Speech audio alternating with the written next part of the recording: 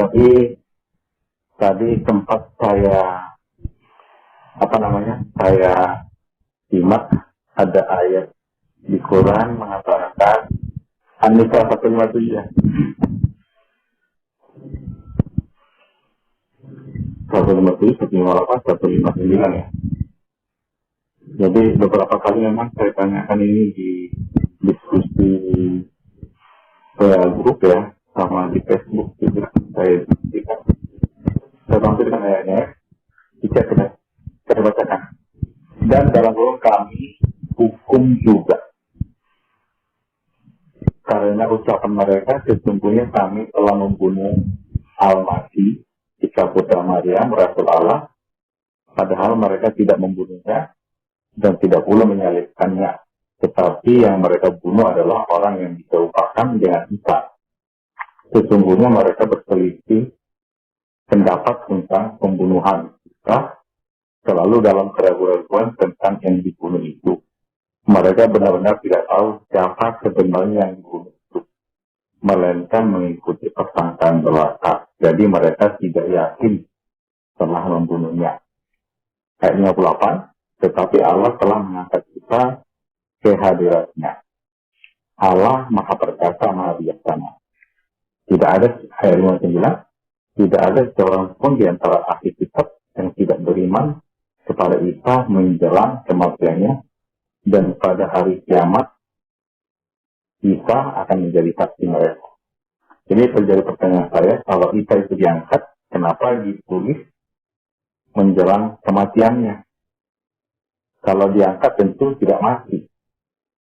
Apa kalau diangkat sama dengan mati? Dan ayat yang lain ada mengatakan bahwa saat kelahiranku, saat wafatku, saat aku dibangkitkan, hidup kembali. Itu kata Isa. Artinya Isa itu mati. Setelah mati, dibangkitkan, hidup kembali. Tetapi kalau pernyataan ini An-Nisa ini benar, Isa itu diangkat, tentu tidak mati. Itu. Jadi kalau kita bahas kupas tuntas ayat An-Nisa itu, kalau kita bandingkan dengan Bible, ketika Yesus mati, dihakimi, disalibkan, dikubur, semua ada saksi mata. Ada yang melihat. Dan itu sebelumnya memang sudah ada nubuatan tentang kelahirannya, tentang kematiannya, tentang kebangkitannya. Sementara di sini, saksinya siapa? Kalau dikatakan yang diserupakan, berarti benar ada yang disalib. Tetapi bukan Isa. Tapi yang diserupakan. Otomatis yang diserupakan itu disalib dong. Kalau disalib berarti dikuburkan, mati. Kalau mati tentu ada yang menguburkannya. Tentu ada kuburannya. Itu pertanyaan-pertanyaan. Kalau boleh itu dibahas, dijawab dengan dalil sebenarnya. Karena kalau Bible kan ada waktu dia disalib, salibnya Simon dari Kirene ada memikul salibnya. Ketika lambungnya ditutup, ada yang melihat, ada airnya, dan ketika disalib kiri kanannya ada orang, dan orang yang disalib kiri kanan itu ada berbicara. Itu tercatat, ya. Itu maksud saya. Jadi kalau memang informasi memang sangat sederhana di sini, nggak detail, hanya mengatakan tidak disalib kepada itu. Tanpa saksi, tanpa bukti. Hanya informasi di An-Nisa ini, An-Nisa 157. Tapi An-Nisa 158 menerangkan diangkat. Oke. An-Nisa 159 mengatakan bahwa tidak ada seorang pun di antara kitab, ahli kitab yang tidak beriman kepada Isa menjelang kematiannya. Berarti Isa itu mati. Tetapi yang kita tahu kalau dia terangkat tidak mati. Coba dijelaskan, kalau dia diangkat, apakah mati dulu baru diangkat? Tetapi ayat lain mengatakan saat lahirku, saat wafatku, dan saat aku dibangkitkan hidup kembali.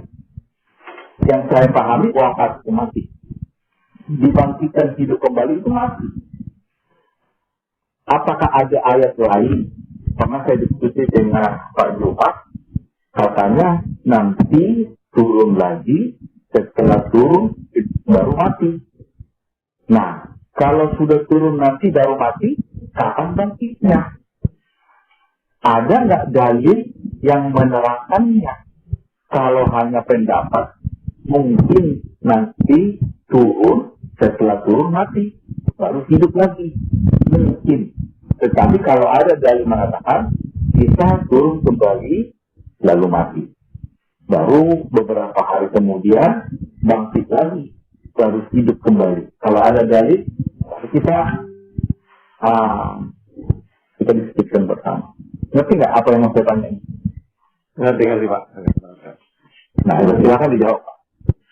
Ya, oke. Terima kasih Pak Dokter ya. Dia bertanya, alhamdulillah bertanya tentang ayat Al-Quran dan sangat kritis pertanyaannya ya.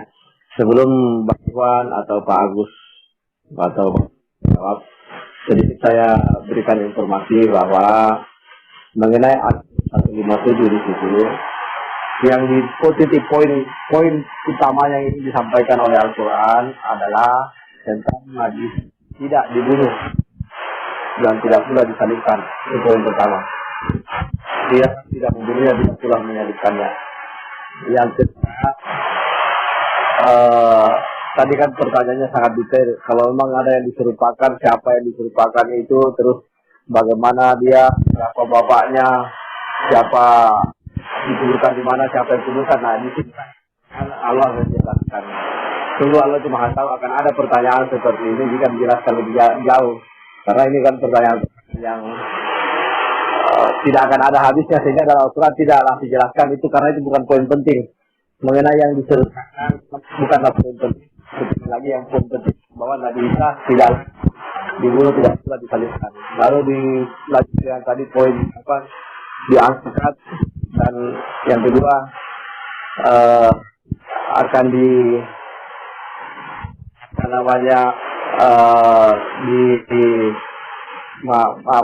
kematiannya nanti itu akan ada jawabannya semua. Insya Allah ada dalilnya semua Pak Dokter. Dan apa kesejahteraan semoga dilimpahkan kepadaku pada hari kelahiranku, pada hari aku dibangkitkan hidup kembali. Jadi ini doa jawabannya juga di surah yang sama, namun di ayat yang berbeda.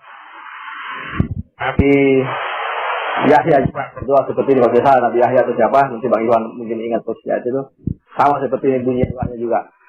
Silakan Bang Iwan, poin pertanyaannya itu kalau benar tidak disalibkan, siapa yang disalibkan? Nah, kedua dikaji dalam Bible tadi, diulangi apakah benar Nabi Isa atau Yesus itu disebutkan dalam Bible sesuai kaji. Silakan siapa yang menjawab, Bang Iwan, Pak Agus, Pak Agus dulu atau Bang Iwan dulu? Bagus pertanyaan dari Pak Dokter ini.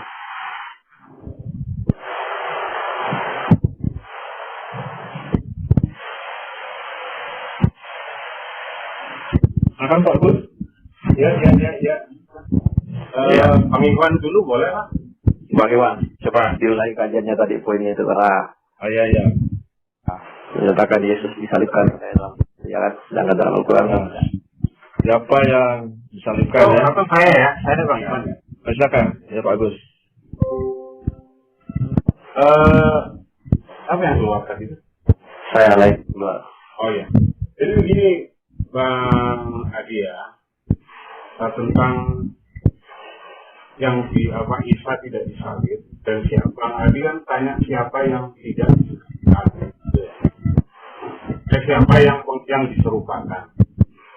Bagi sudah dijelaskan sama Bang Abi bahwa poin pentingnya tidak di situ. Artinya siapa orangnya itu tidak penting bagi kami umat Islam. Akan tetapi tadi sudah diuraikan oleh Bang Iwan dari beberapa indikator Islam. Artinya begini, terjadi perdebatan. Di sana kan dikatakan terjadi perselisihan sebenarnya perselisihan termasuk siapa yang disalibkan.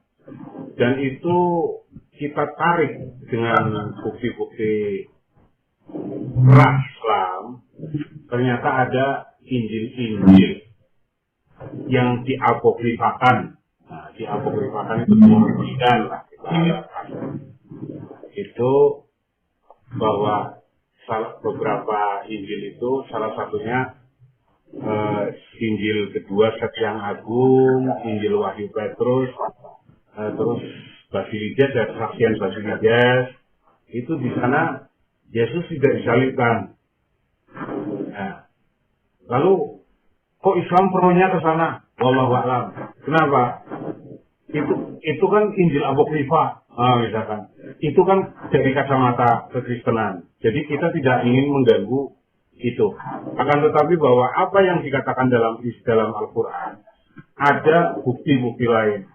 Perkara orang lain mengatakan dari keimanan Kristen mau mengatakan bahwa itu tidak valid, itu bukan urusan kita, karena kita tidak tahu saat Injil itu dituliskan. Dan sudah dibuktikan memang bahwa pertentangan berita antara Yesus disalib dan tidak disalib itu tadi sudah saya analisis tuh ada di penjelasan Paulus, kalau tidak salah di 1 Korintus berapa tadi itu, 1 Korintus berapa itu mengatakan bahwa Paulus itu mengkabarkan Injil. Kalau dalil-dalil di Al-Quran itu sudah memberikan clue aja itu tadi. Ya, ini masih masalah seputar penyaliban. Ya, clue, kemudian secara otomatis manusia ini kan diajak Quran memberikan clue, kemudian manusia ini kan berpikir. Nah, dengan pencarian-pencarian ternyata ada penulisan naskah-naskah pra-Islam yang mengatakan bahwa Yesus tidak mati disalib. Nah, jadi Al-Quran tidak perlu menjelaskan lagi. Artinya manusia dengan akal budinya itu bisa mencari. Nah, itu atas clue itu tadi. Ya, itu satu. Yang kedua, saya rasa yang kedua silakan lah. Dan nanti Pak Irwan bisa nambahin ya. Oke. Silakan Bang Irwan. Oke, baik. Baik. Oke, baik, terima kasih. Jadi tadi pertanyaan Pak Dokter terkait dengan di ayat lain disebutkan Isa lahir, mati dan bangkit. Ya, itu di surat An-Nisa ya. Surat Maryam. Saya share screen. Surat Maryam ayat 30. Surat Maryam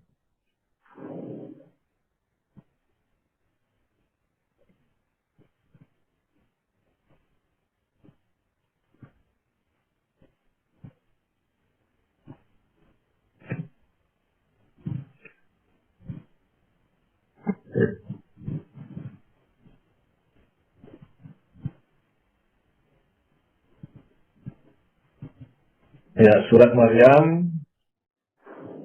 Ya, kita lihat ya. Jadi ini kadang dari teman-teman Kristen ini membaca ayat 30 ini seakan-akan membenarkan kebangkitan Yesus ketika penyaliban. Nah, surat Maryam, di sini kita baca ayat 30 ya. Bukan di situ. Dia Isa berkata, sesungguhnya aku hamba Allah, dia memberiku kitab Injil dan dia menjadikan aku seorang nabi. Ya, ini ketika dia membela ibunya di hadapan kaumnya karena membawa seorang bayi tanpa suami. Dan dia menjadikan aku seorang yang diberkahi di mana saja aku berada, dan dia memerintahkan kepadaku melaksanakan sholat dan menunaikan zakat selama hidupku. Ayat 32, dan berbakti kepada ibuku, dan dia tidak menjadikan aku seorang yang sombong dan celaka. Dan kesejahteraan semoga dilimpahkan kepadaku pada hari kelahiranku, pada hari wafatku, dan pada hari kebangkitan hidup kembali. Nah, semua doa umat Islam, ya, 3 peristiwa ini adalah 3 peristiwa yang penting. kelahiran, hari wafat, ya, kita sakaratul maut, dan pada hari kebangkitan. Semua umat Islam itu mendoakan hal yang sama. Nah, kebangkitan yang dimaksud ini adalah kebangkitan seluruh manusia. Yesus dan seluruh manusia itu akan bangkit semua pada hari kebangkitan pada saat hari kiamat. Ya, bukan kebangkitan pasca penariban. Nah, di ayat surat Maryam ini kita bisa jumpai pada ayat yang sama di ayat 15 di mana doa untuk Zakaria. Ya, Zakaria juga begini ya, 15. Kita baca ya dari sini.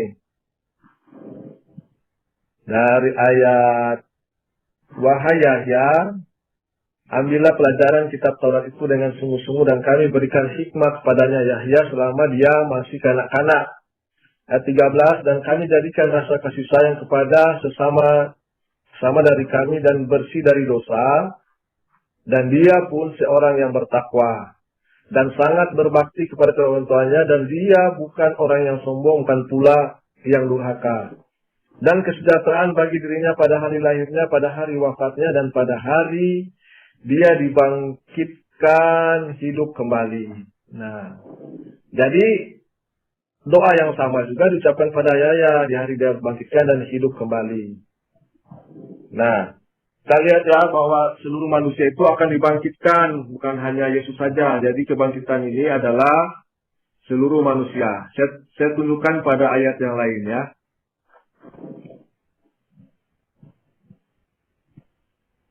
Nah,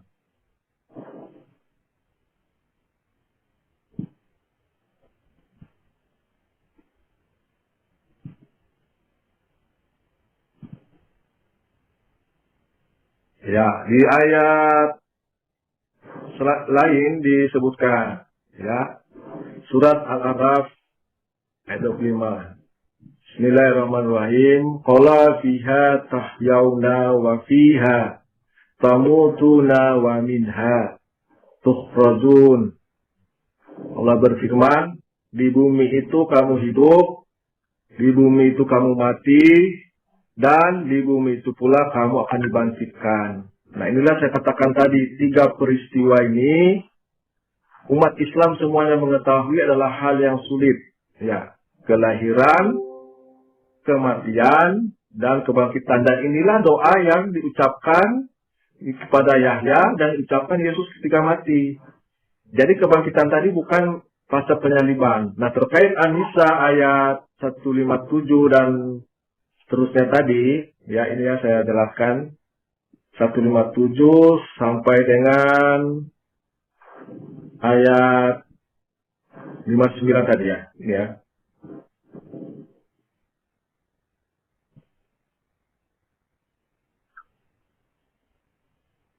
Ayat 57 dan 9.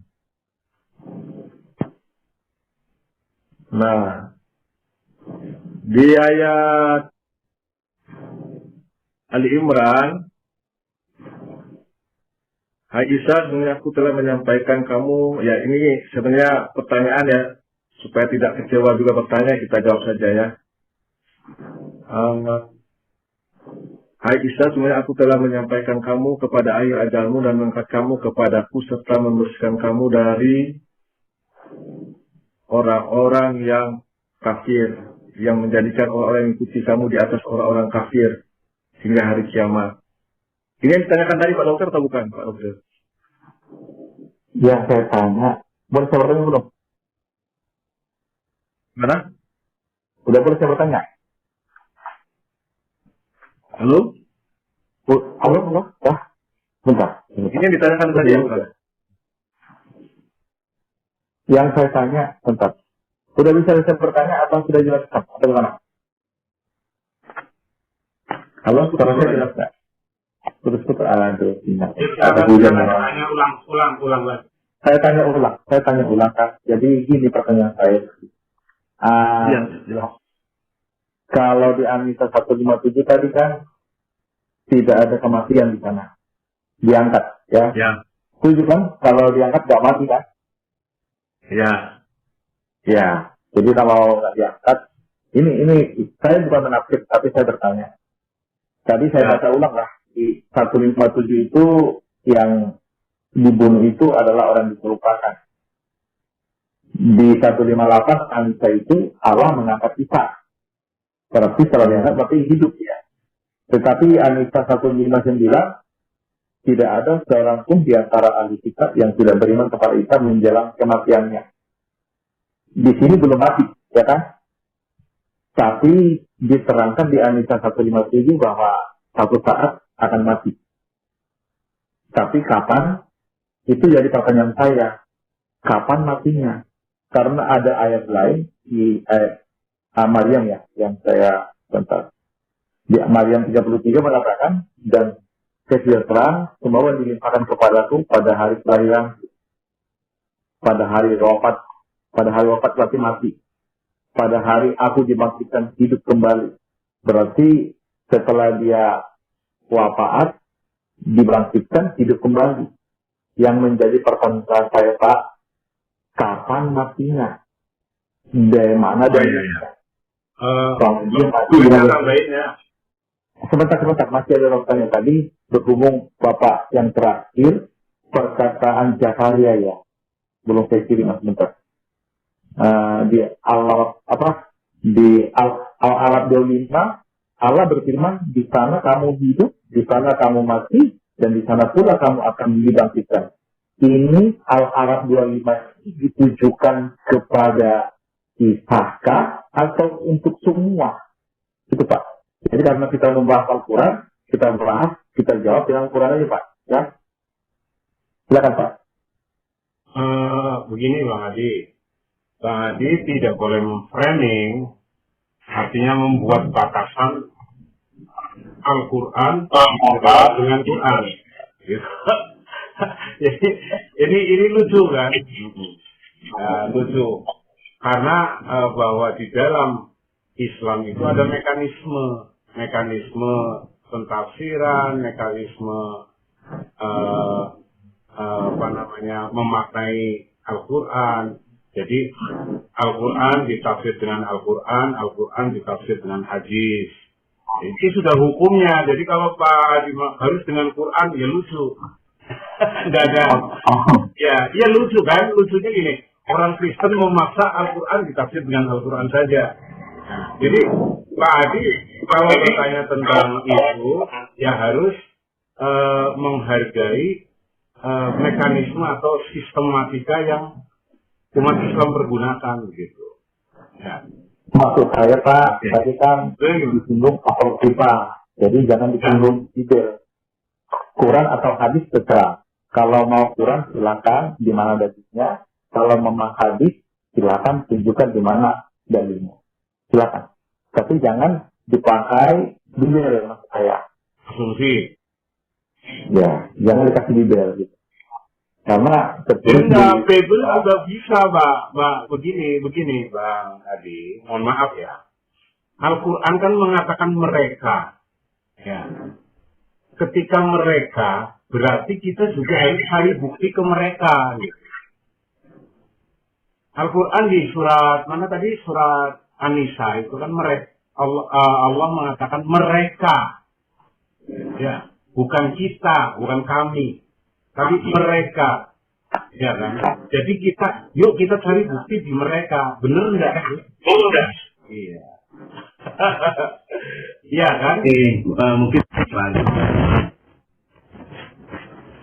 yang mau saya maksud. Sebentar Pak, sebentar. Kalau di Bible kan? Pak Adi, sebentar Pak Adi, sebentar, saya mau bicara. Pak Agus, ini karena saya kan nggak bisa kerekam ini, mikrofon saya di sini ya. Saya nanti untuk sesi saya bicara nih misalnya, saya minta dari Pak Agus ya. Iya. Saya rekam ini. Oke ya, bisa Pak Agus ya. Oke Pak Adi, ini tentang Al-Araf 25 ya. Halo Pak Adi. Di sini bicara dengan kata kerja bentuk akan datang. Pak Adi bisa baca. Itu ada, ini Ikhwan jangan ditutup ya, share screen-nya ya. Pak Adi bisa baca tuh Latinnya ya. Latinnya di bawah tulisan Arab tuh. Ada qala fiha tahyauna.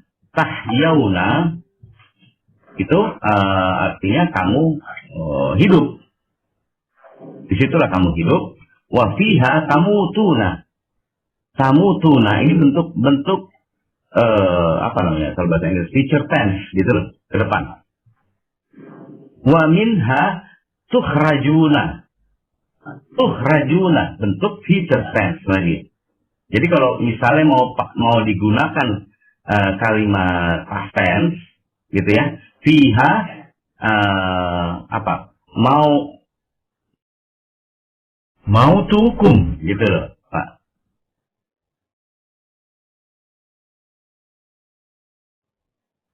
Paham ya Pak ya? Bentuk past tense-nya seperti itu. Tapi kalau digunakan ya, kamu tuna, kelak kamu dimatikan, gitu maknanya Pak. Memang sering-sering ya, saya sering juga melontarkan kritik kepada terjemahan. Kebanyakan terjemahan Al-Quran ini kan sangat kurang menumbuhkan faktor waktu. Betul ya? Coba deh, Pak Agus, betul ya Pak Agus ya? Memang betul. Jadi kalau dibilang kamu mati, itu bentuknya apa? Kamu telah mati, kamu mati sekarang, atau kamu akan mati? Itu nggak masuk dalam terjemahan itu. Nah, jadi harus bisa dipahami. Silakan Pak Adi baca, itu ya, fiha tamutuna wa minha tukhrajuna. Itu bentuknya future tense semua Pak. Al-Araf itu ya. Lalu kita kembali tadi ke Maryam ya Pak Adi ya, kalau nggak salah Maryam 31 ya. Wassalamu alayya wa yauma wulidtu wa yauma amutu. Kelak aku dimatikan. Wa yauma ub'atsu hayya. Itu Maryam 31. Coba dong Ikhwan tolong. Jadi Pak Adi bisa baca Latinnya. Beda. Wassalamu alayya yauma wulidtu. Saat ketika dulu aku dilahirkan, wulidtu. Wa yauma amutu. Amutu hamzah di situ menunjuk kepada diri sendiri. Kelak aku akan dimatikan. Itu bentuk dalam bahasa Arab disebutnya fi'il mudhari. Kalau wulidtu apa? Ikhwan, sebelumnya wulidtu. Nah, itu kelak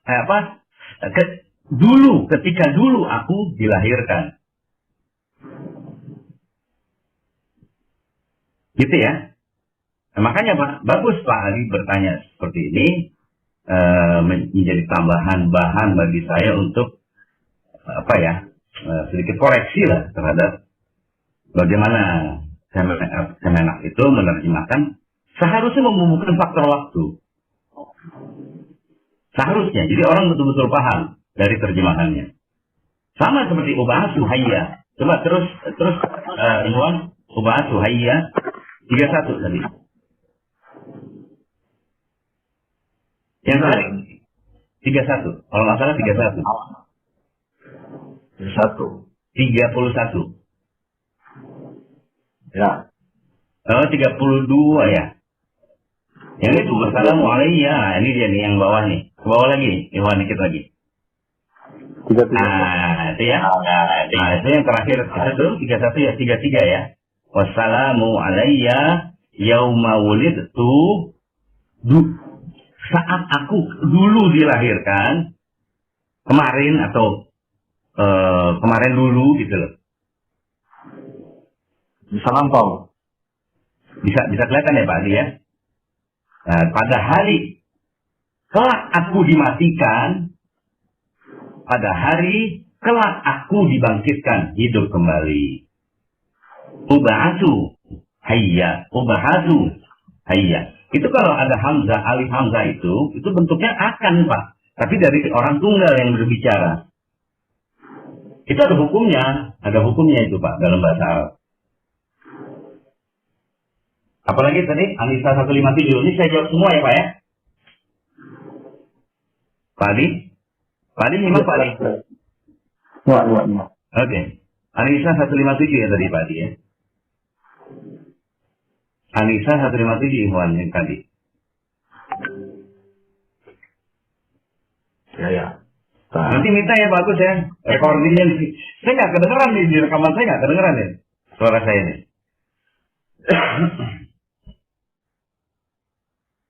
Silakan Ikhwan, di share screen dong, halo. Ya.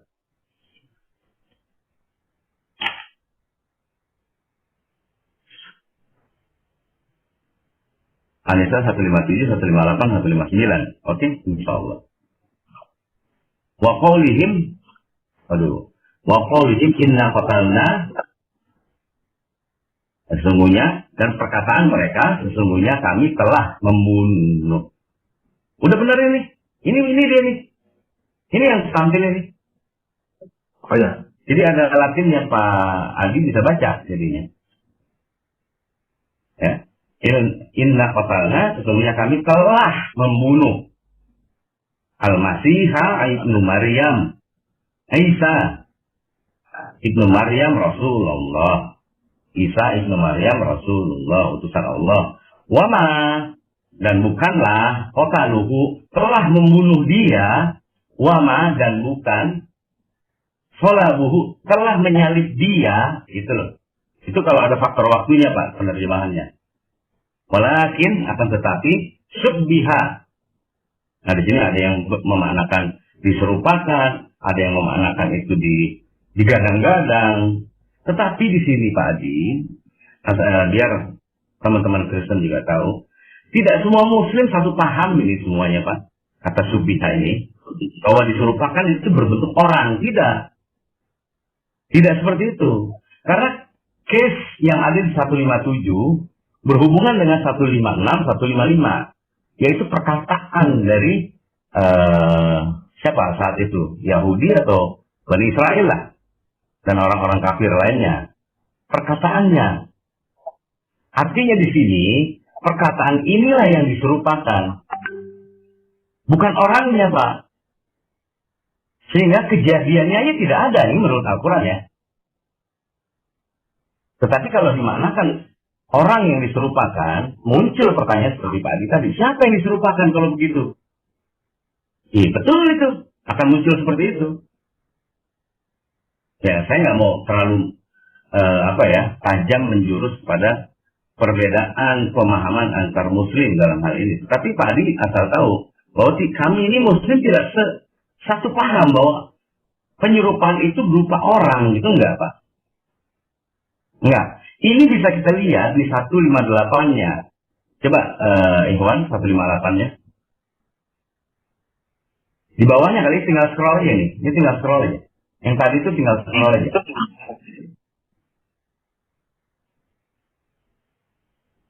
Ya, sebentar. Yang tadi aja. Yang tadi. 158. 158. Enggak, kalau yang tadi ada Latin ya Pak, bisa baca ya. Bisa baca ya.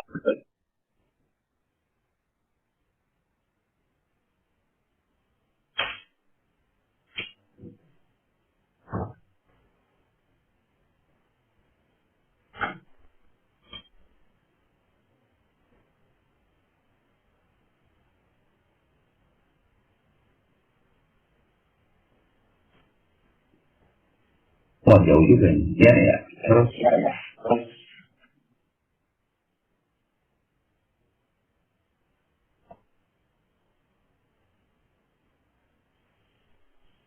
Ini kan dari sudut pandang Islam ya Pak Adi ya. Dari sudut pandang Al-Quran, bagaimana Al-Quran menginformasikan, itu yang Pak Adi mau tanya kan dari tadi. Iya ya. Ya, oke. 157-nya deh, coba lihat dulu, scroll satu ayat, Ikhwan. Nah, satu lagi. Nah, ini kan yang tadi kan, yang tadi kita bahas ini kan, penyerupaan itu ya, perkataan Bani Israel, perkataan orang Yahudi lah katanya gitu, bahwa mereka sudah membunuh Isa. Padahal ini adalah di dalam terjemahannya pun, dan kami hukum juga mereka itu dalam kurung sebetulnya. Bahwa mereka ini dihukum karena perkataan seperti ini. Nah, 158, lanjut, Ikhwan, ke bawah. Kata bal di sini, bal. Ini bar ya, tulisannya bar. Itu sebutannya bal itu. Ya, ke atas sedikit aja ke atas sedikit aja. Nah, itu ya. Kata bal itu, ini bukan artinya tetapi. Kalau tetapi itu walakin. Kenapa disebut bar? Karena ada tasjid di huruf berikutnya. Roh itu dia. Bar, jadi bacanya bar. Padahal dia katanya bal. Bal itu maknanya bahkan. Artinya bahkan. Bisa dilihat di 156 ada itu. Kata bal itu. Nggak usah. Kalau mau lihat ya silakan. Kalau nggak mau nggak apa-apa. Ada kata bal itu artinya bahkan. Bahkan telah diangkat dia oleh Allah kepadanya. Jadi kejadian diangkat ini lebih dulu daripada kejadian yang diomongin oleh Bani Israel telah membunuh Isa dan menyalib Isa. Lebih dulu ini. Karena ada kata bal, bahkan. Gitu Pak Adi. Saya kira sudah cukup menjawab ya Pak Adi ya. Semuanya itu. Atau masih ada yang 59. Wa in min ahli kitab illa la yu'minuna bihi, kecuali akan benar-benar beriman padanya qabla mautihi. Ya mautihi ya tadi. Wa yauma amutu wa yauma ub'atsu hayya. Kelak aku dimatikan, kelak aku dibangkitkan kembali. Oke Pak Adi, kira-kira cukup menjawab, walaupun ya mungkin ada kurang sedikit memahami ya Pak Adi, tapi saya rasa ada cukup terang. Baik, saya tanya kembali ya Pak ya. Oke Pak Adi. Jadi yang mau saya tanyakan sebenarnya ada korelasi Anissa, karena Bapak tadi bacakan Anissa 155, saya tampilkan di sini ya. 154 saya bacakan ya. Boleh. Aku buat di sana.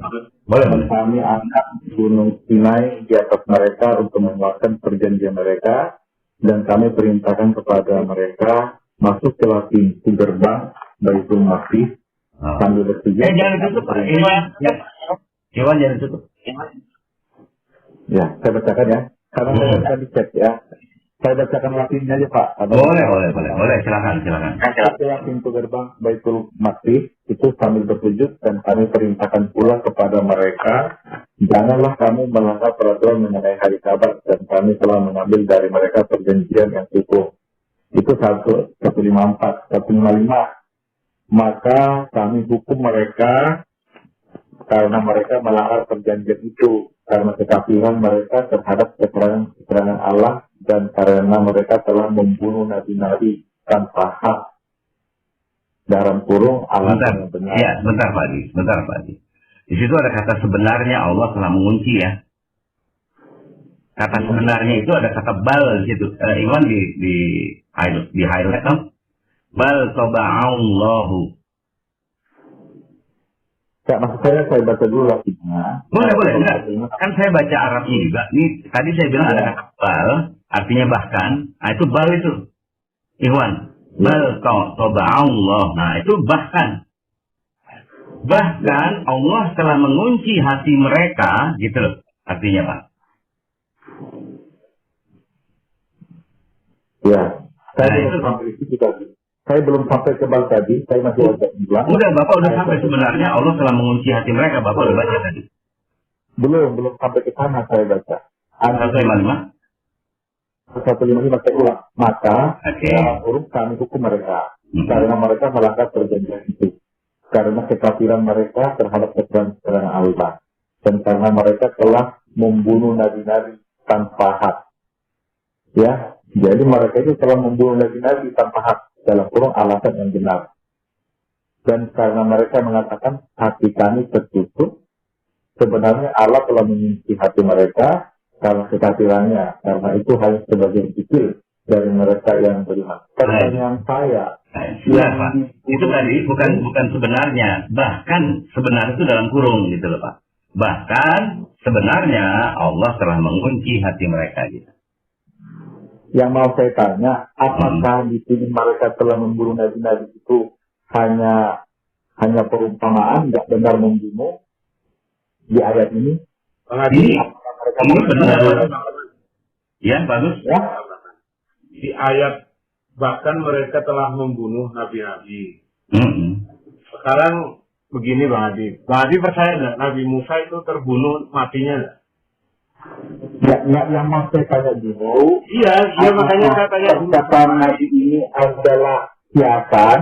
Bukan kiasan, real memang. Tapi baik. Tidak semua. Artinya memang ada nabi-nabi yang dibunuh oleh Yahudi, oleh Bani Israel. Tapi tidak semua. Makanya saya tanya, apakah Musa mati terbunuh?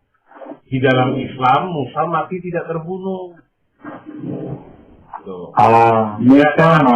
Nabi Nuh juga tidak mati terbunuh. Artinya, maksud saya begini.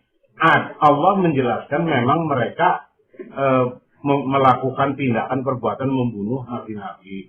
Tetapi dengan catatan tadi, tidak semua. Termasuk adalah dalam Al-Quran, termasuk adalah upaya membunuh Nabi Isa gagal. Itu loh ya.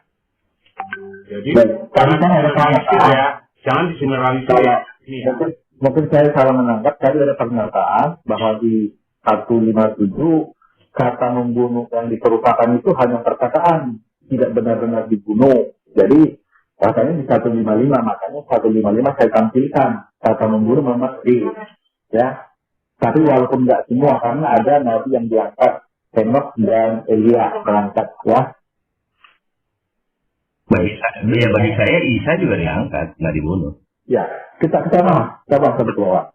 Ayat 156, kami hukum dan kami hukum dalam kurung, kami hukum juga karena kekafiran mereka terhadap Isa dalam kurung dan tujuan mereka yang sangat tinggi terhadap Maryam. Baru kita masuk di sini ayat 157. Dan kami hukum juga karena ucapan mereka sesungguhnya kami telah membunuh Isa. Jadi ada yang mengatakan membunuh. Itu satu ya. Mereka mengatakan membunuh. Ya. Ini dia nih Ikhwan, jangan di-scroll lagi ke bawah. Nah ini dia nih ayatnya Arabnya ini dia nih. Wa qaulihim inna qatalna. Agak di-scroll sedikit langsung Ikhwan. Ya di-scroll sedikit, Pak Adi jadi baca Latinnya ya. Gitu. Lanjut Pak Adi. Aku mau baca Latin yang memakai, jadi nggak masalah. Ya? Terjemah bukan Latin. Terjemah apa? Kalau yang Latinnya itu di bawah Arab tuh. Bentar, saya lihat dulu. Ya, terjemah Latin ya. Itu Latinnya tuh Pak. Latin yang mana? Latin yang di bawah Arab. Oh. Nah, yang di bawahnya lagi itu terjemah. Oh, terjemah. Ya, saya tahu terjemahan lah. Ya. Oke. Karena Latinnya itu kan saya nggak ngerti juga bahasanya. Iya, tadi saya gunakan untuk menunjuk kata yang diterjemahkan. Iya. Boleh Bapak baca Latin terjemahan, tapi terjemahan yang saya baca. Iya, silakan. Iya, silakan. Oke. Dan kami 157 ulang lagi. 157 mengatakan, dan kami hukum juga karena ucapan mereka sesungguhnya kami telah membunuh Al-Masih putra Maryam Rasul Allah. Jadi ada pendapat pertama, ada yang membunuh. Pendapat kedua, padahal mereka tidak membunuhnya dan tidak pula menyalibkan. Itu pendapat kedua. Pendapat ketiga, tetapi yang mereka bunuh adalah orang yang diserupakan dengan Isa. Ada orang yang diserupakan, Pak? Ini? Mana? Saya terjemahannya? Iya. Tadi kan saya bilang. Ya, tadi saya bilang, itu bukan orang yang diserupakan, hanya kata diserupakan. Nah, justru itu Pak, gara-gara Bapak bilang itu, makanya saya tampilkan 155. Ternyata yang dibunuh itu real. Jadi saya katakan dulu baru tanggal ya. Jadi Pak Adi ingin bahwa Isa juga dibunuh kan, seperti yang 155. Di sini kan nggak dibunuh kata Allah. Tetapi Tetapi yang benar adalah Bani Israel kan, sudah membunuh Isa. Betul kan, merupakan itu kan? Bukan, pendapat Bani Israel kan dibunuh. Ah, Tetapi ada pendapat lain yang dibunuh, yang diserupakan. oke. Nggak ada orang yang di sini nggak ada, Pak. Saya ulang baca. Nggak bisa. Itu yang di highlight sama Ikhwan itu. Kata subbihalahum, Pak Adi bisa baca di Latinnya. Subbihalahum. Ada ya? Ada kata di Latinnya tuh. Saya nggak ngerti bahasa Latin Bapak. Bukan, saya kasih tahu, Pak. Saya kasih tahu, Pak. Subbihanya aja. Apa Ikhwan? Subbiha itu artinya diserupakan. Nggak ada orangnya, nggak ada kata orangnya itu nggak ada. Diserupakan bagi mereka. Lahum itu artinya bagi mereka. Ini terjemahan aja, Pak. Makanya kami itu senantiasa ada Arabnya. Sehingga kami bisa mengkoreksi. Benar nggak terjemahannya? Kalau benar kita ambil, kalau nggak benar kita akan koreksi. Kami akan koreksi begitu, Pak. Kami begitu dengan punya tradisi seperti itu, Muslim. Jadi nggak hanya melek-melek. Ya cukup aja Al-Quran terjemahannya satu buku, nggak begitu kami.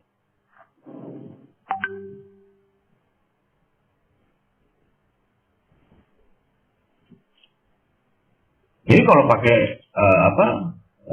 dialog lintas bahasa Arabnya kami Muslim dengan Muslim bisa berdialog kami ini. Yang bilang ini naibul fa'il siapa? Anda kan nggak ngerti, Pak Adi. Saya bilang naibul fa'il. Kalau saya bilang ini naibul kisah, bagaimana? Bisa kan? Penyerupaan kisah. Bisa kan? Kenapa mesti dibilang penyerupaan orang yang ada dalam kata kerja? Nggak harus begitu. Tuh, Pak Adi.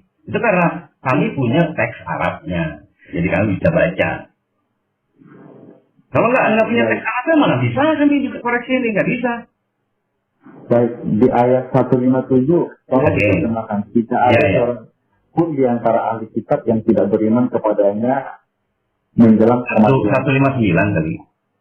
159. Jadi artinya yang disalibkan itu kan ada ketersangkaan mereka. Tidak ada yang disalibkan, tidak ada penyaliban. Tapi kan orang ada yang berpendapat mereka membunuh. Itu kan yang dihukum, mereka dihukum lantaran perkataan itu. Mereka itu Bani Israel berkata seperti itu, berpendapat seperti itu, mereka dihukum. Masa Pak Adi bilang itu benar?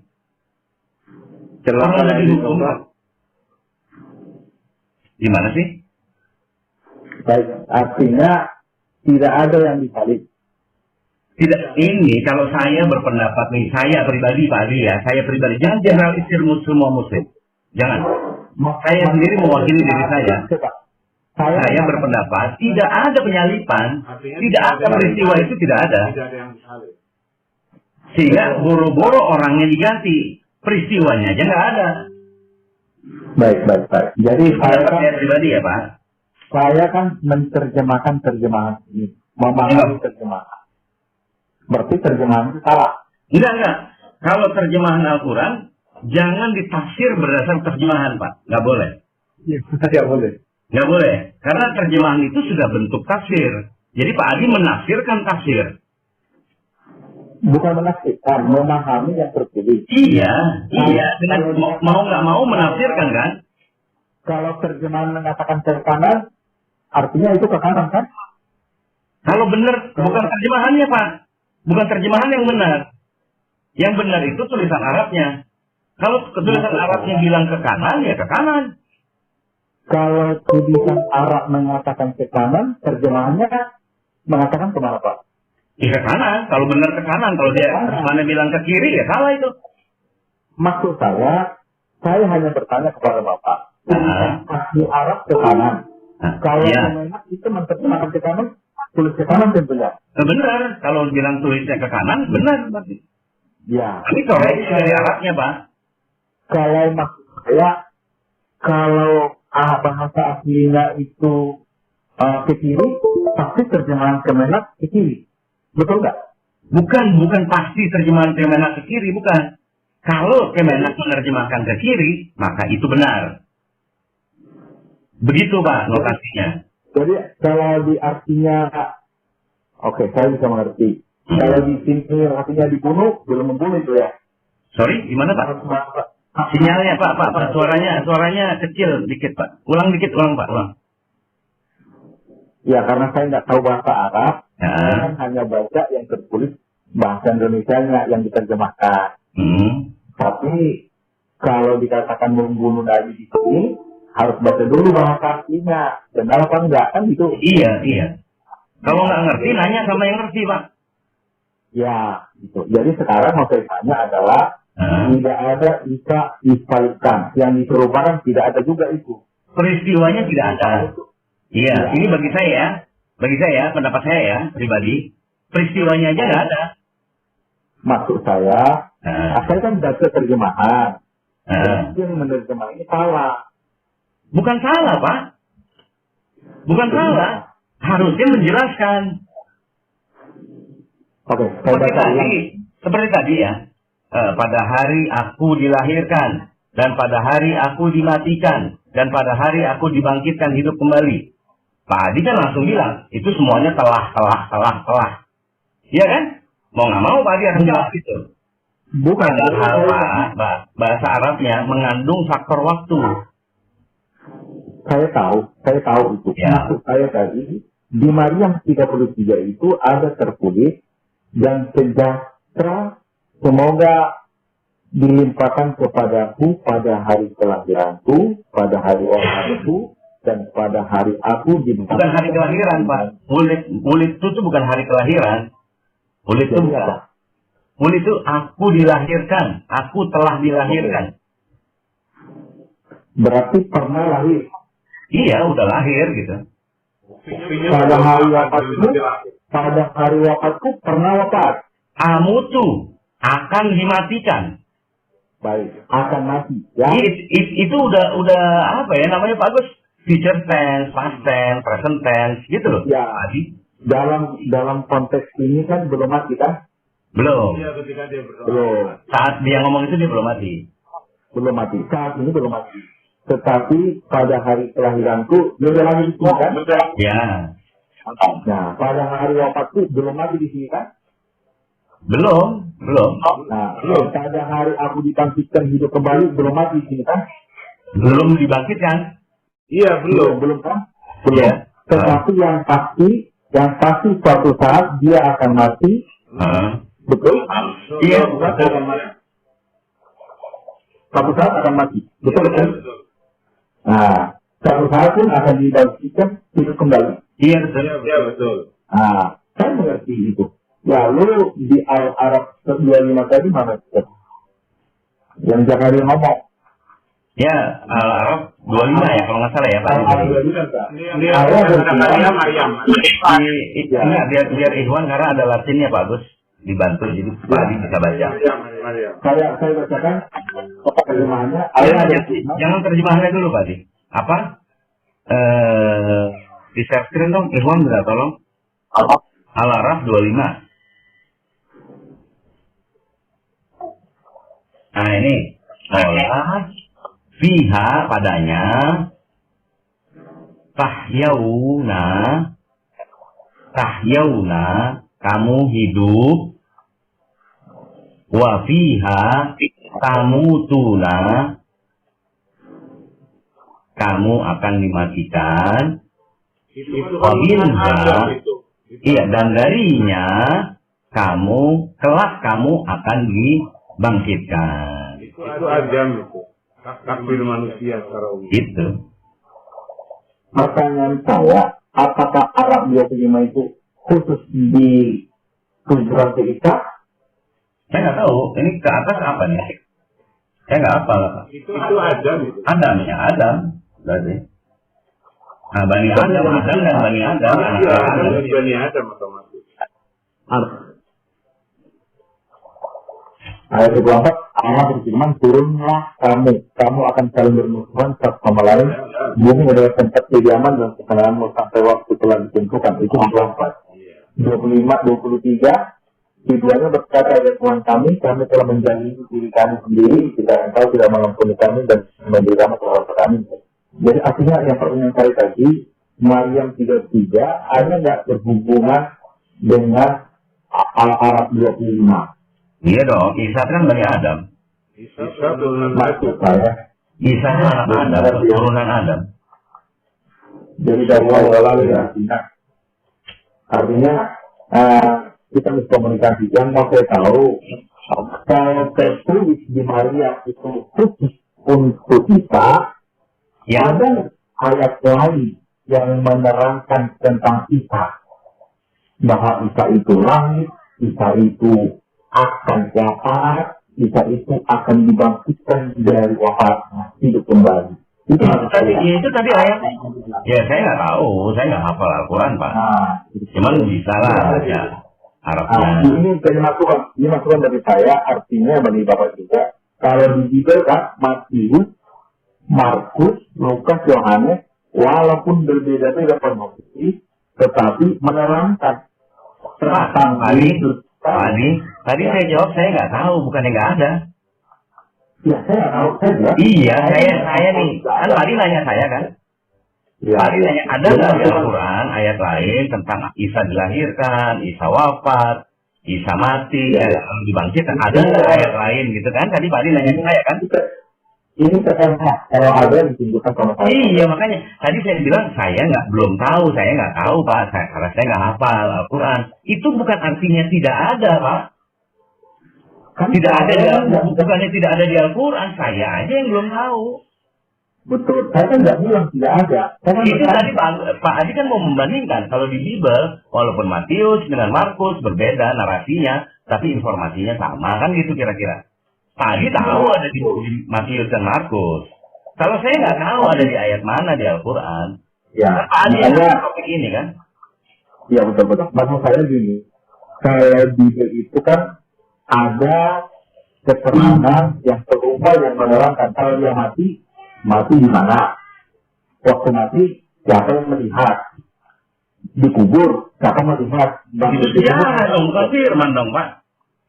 apa lagi? Itu sejarah, catatan orang dong. itu Jadi sejarah. Iya, bukan firman. Itu kan bukan firman, itu sejarah. Pak Adi justru membuktikan bahwa itu buku sejarah jadinya. Jangan gitulah Pak. Jadi dia tahu Bible itu terdiri dari perjanjian lama dan perjanjian baru. Perjanjian lama itu berisi sejarah, berisi istilah, berisi hukum-hukum, berisi peraturan, dan berisi nubuatan. Tadi Matius Markus perjanjian lama perjanjian baru. Keterangan dulu. Perjanjian lama itu terdiri dari kitab Taurat Musa, kitab para nabi, kitab Mazmur. Ditulis atas perintah Tuhan kepada nabi-nabi melalui penglihatan dan perumpamaan. Perjanjian lama, Pak Adi tadi ngomongin Matius. Itu kan perjanjian baru Pak. Jangan belok perjanjian lama. Perjanjian lama jelaskan perintah Tuhan Perjanjian baru. kepada para nabi. Matius tadi perjanjian baru. Perjanjian baru juga perintah Tuhan kepada para murid untuk ditulis dalam sebuah kitab. Kalau ada saksi orang, Pak Adi, ada orang yang menyaksikan, itu artinya sejarah. Jadi, katakan dulu ya. Perjanjian lama tadi kan berisi sejarah. Perjanjian baru aja Pak Adi, saya paham itu. Saya paham semua yang Pak Yom ucapkan, saya paham. Perjanjian baru terdiri dari kitab Injil dan kitab para rasul. Berisi kegenapan nubuatan tentang kedatangan Mesias yang pertama atau Yesus yang pertama.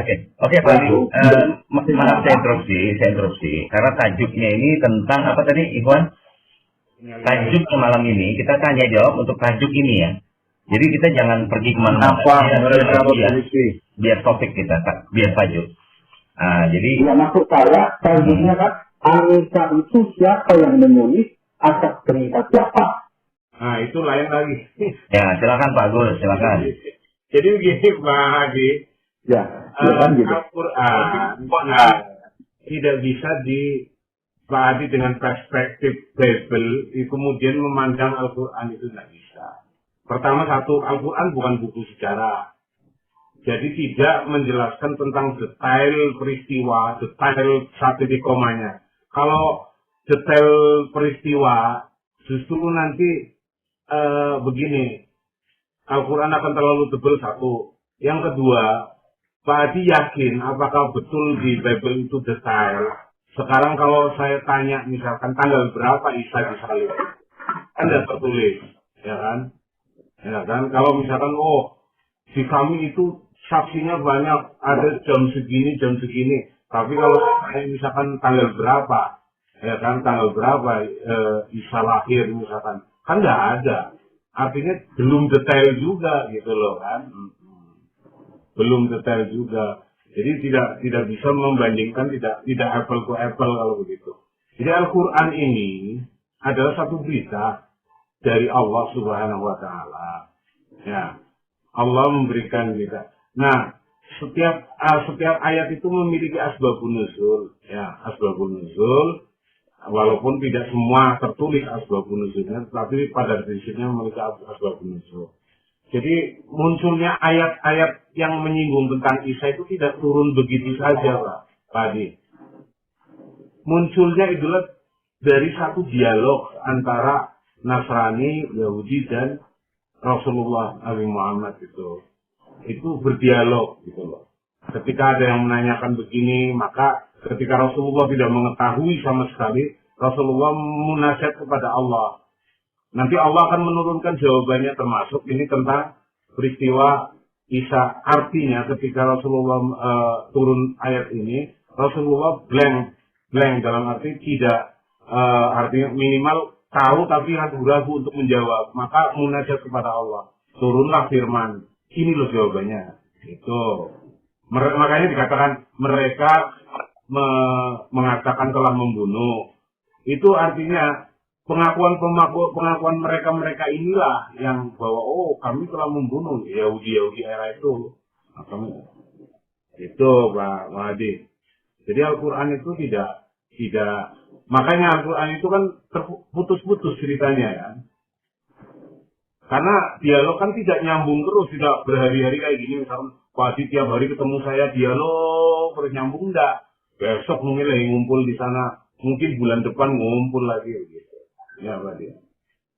Kalau Pak Adi menanyakan minta detailnya Al-Quran, ya mohon maaf, harus jujur saya katakan bahwa Al-Quran bukan sesuatu yang detail. Gitu. Baik, maksud saya bukan detail. Ya. Artinya Al-Quran itu bisa jadi kitab suci tertulis, Bisa. seperti An-Nisa 1 itu gimana prosesnya? Bisa nggak Al-Quran ataupun hadis menjawabnya? Silakan. An-Nisa 157. Ya, Al-Quran kan isinya salah satunya An-Nisa 157 kan? Atas perintah siapakah Al-Quran itu, yang saya tahu wahyu itu kan bisa.